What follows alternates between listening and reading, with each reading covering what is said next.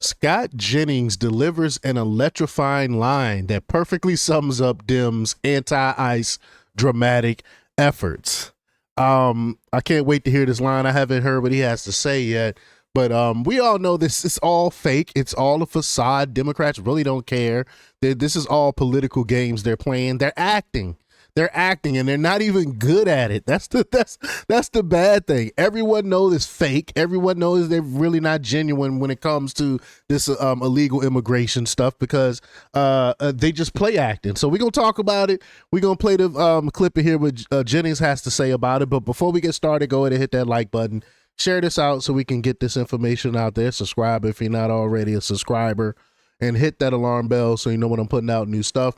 Also, check out my link tree in the description. It has a link to my Patreon. That's where I talk about things that I can't talk about here, and I got other exclusive content there.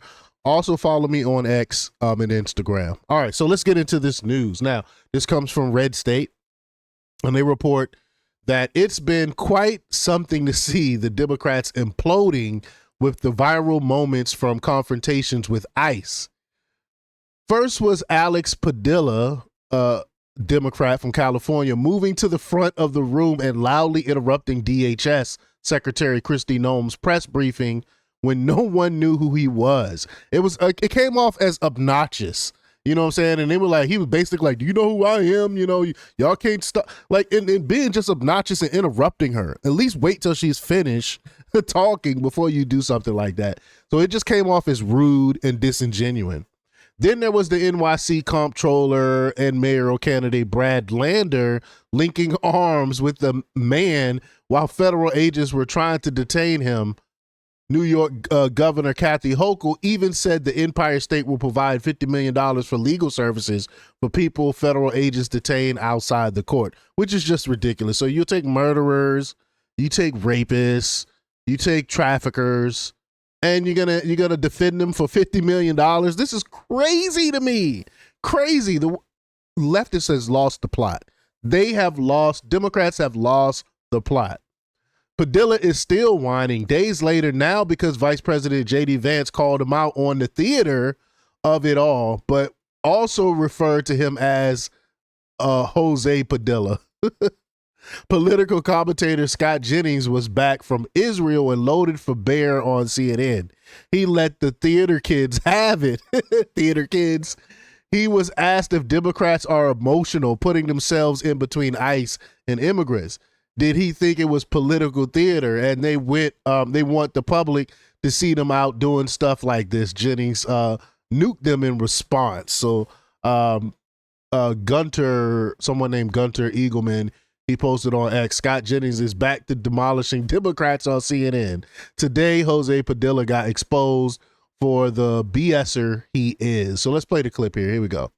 Democrats say, look, they are emotional, they are fed up, and they are going out and putting themselves in between ICE and some of the immigrants or making statements. Do you think it's political theater? Or do you think, hey, this Absolutely. is something that they're really serious about and they want the public to see them out leading the charge? Well, So I agree fake. with some of that. They are emotional. And the last part, they do want the public to see. But what they're doing is clearly creating stunts. These are political stunts. I mean, this is designed to, this is sort of like porn for their base. There's a lot of capital right now in the Democratic Party for getting arrested. In the case of Padilla, who, if you handed me $10 million right Padilla. now, if I could pick him out of a lineup, I don't think I could do it. Charging into a press conference, lunging towards a stage. I mean, I'm sorry, but screaming that I'm a senator, I'm a senator. I don't know who you are. I still don't know who the guy is. And so Right. That's not good enough. He's a U.S. senator. If he wanted a meeting with her, he could have had one. And he did get one as soon as it was over with. I find it curious he had a staffer posted up in there to film the whole thing. These are clearly stunts. The guy who went to lock arms and interfere with the detention of an illegal in New York City. I mean, the energy in the Democratic Party right now is around doing everything they can do to protect the illegal immigrant populations in the United States, which is still baffling to me. But more than anything, the theater kids have taken over, and they are desperate to create theater, and that's all it is. It is not serious to try to lunge at the Homeland Security Secretary in a press conference and expect any, reasonable outcome. He was in a government building, a federal government building. He is one of two senators in California. I think Mitch McConnell will be. So just because you're a senator don't mean you can have access to everything. You know what I mean? You have to schedule these things. You can't just go pull up and say, I'm a senator, answer my question. How dare you not answer my question? And I call him Padilla on purpose, like Napoleon Dynamite. Fix some dang quesadillas. But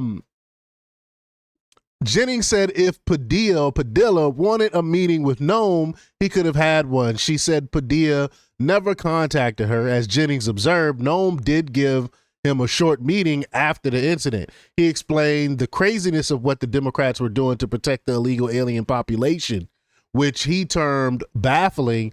But more than anything, the theater kids have taken over. They are desperate to create theater, and that's all it is, he explained. Boy, if that isn't the perfect line for where the Democrat Party is right now, the theater kids have taken over. We all know how weird the theater kids are, right? The weirdos have taken over.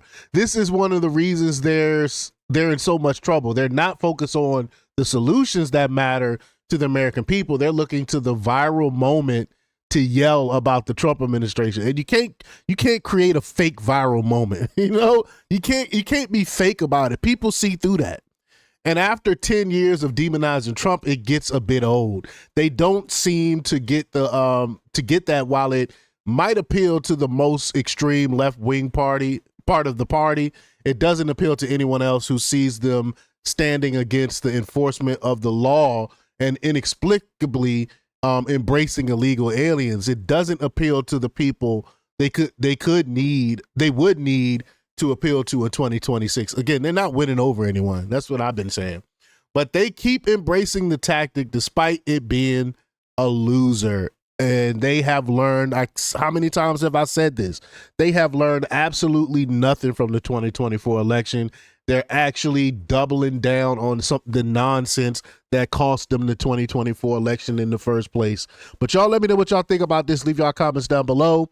Like, share, and subscribe. And check out jjthepsychotherapist.com for the latest in news. Until next time, peace.